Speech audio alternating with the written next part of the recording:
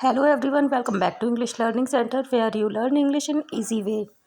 आज के वीडियो में एक बार फिर से बहुत ही यूज़फुल और interesting daily use English sentences लेकर आई हूँ। तो कहते हैं वीडियो स्टार्ट करने से पहले रिक्वेस्ट है, प्लीज़ चैनल सब्सक्राइब कर लें, वीडियो को लाइक करें, शेयर करें। फर्स्ट सेंटेंस है, आज छुट्टी का दिन है।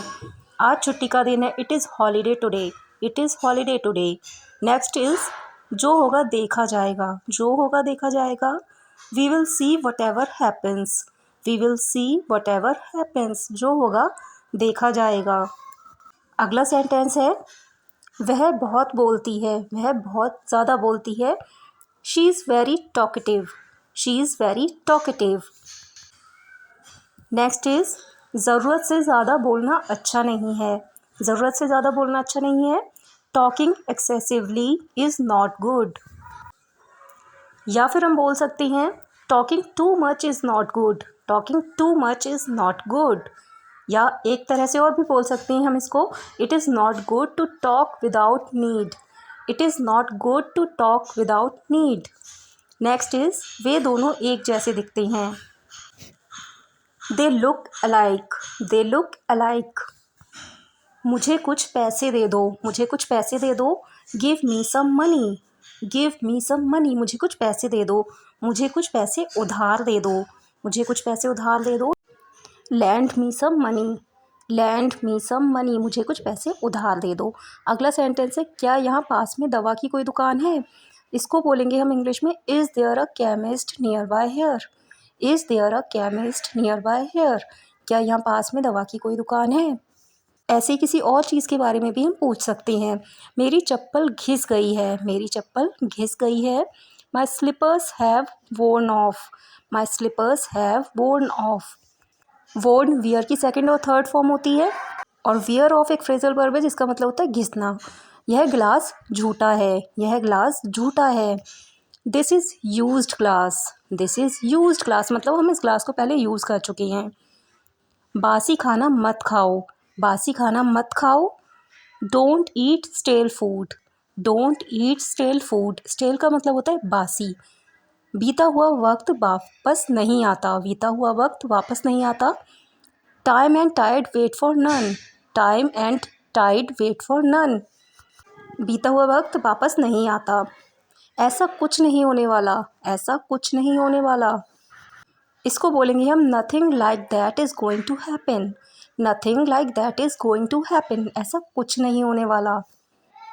अगला सेंटेंस है, वह कुछ परेशान था। वह कुछ परेशान था। He was somewhat upset. He was somewhat upset. कुछ के लिए समवॉट का यूज़ करते हैं। अपनी परेशानी की वजह उसने नहीं बताई। अपनी परेशानी की वजह उसने नहीं बताई। He didn't tell the reason for his worry. He didn't tell the reason for his worry. Next is, मेरे पास आपकी समस्या का कोई समाधान नहीं है।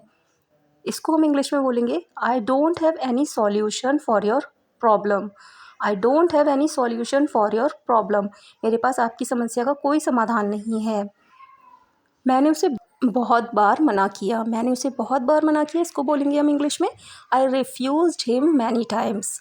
आई रिफ्यूज्ड हिम मैनी टाइम्स। या हम बोल सकते हैं इसको, I forbade him a lot of times. I forbade him a lot of times. अगला सेंटेंस है, अचानक उसे एक चुटकुला याद आया। Suddenly he remembered a joke. Suddenly he remembered a joke. बात को बढ़ा चढ़ा कर कहना उसकी पुरानी आदत है। It is his old habit to exaggerate things. या हम बोल सकते हैं, to exaggerate things is his old habit. या फिर हम बोल सकते हैं, exaggerating things is his old habit. Exaggerating things is his old habit. वह तुम्हें मेरे खिलाफ भड़का रहा है। He is provoking you against me. He is provoking you against me. मुझसे उसके बारे में बात मत करो। Don't talk to me about him. Don't talk to me about him.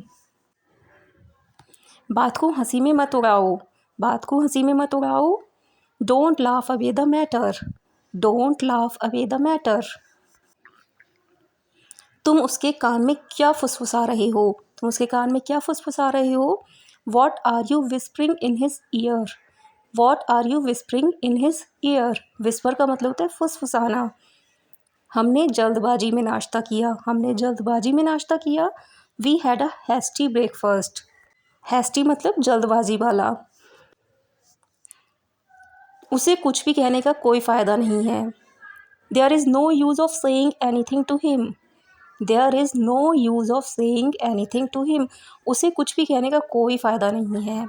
क्या आप मुझे अपने साथ बाज़ार ले चलोगे। Will you take me to the market with you.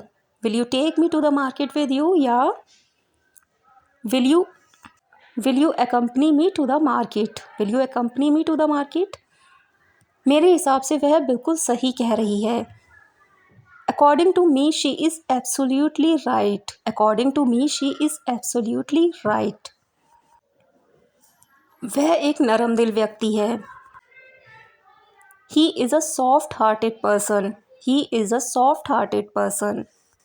या हम बोल सकते हैं ही is a kind person. He is a kind person मतलब दयालु व्यक्ति यानी कि नरम दिल व्यक्ति है।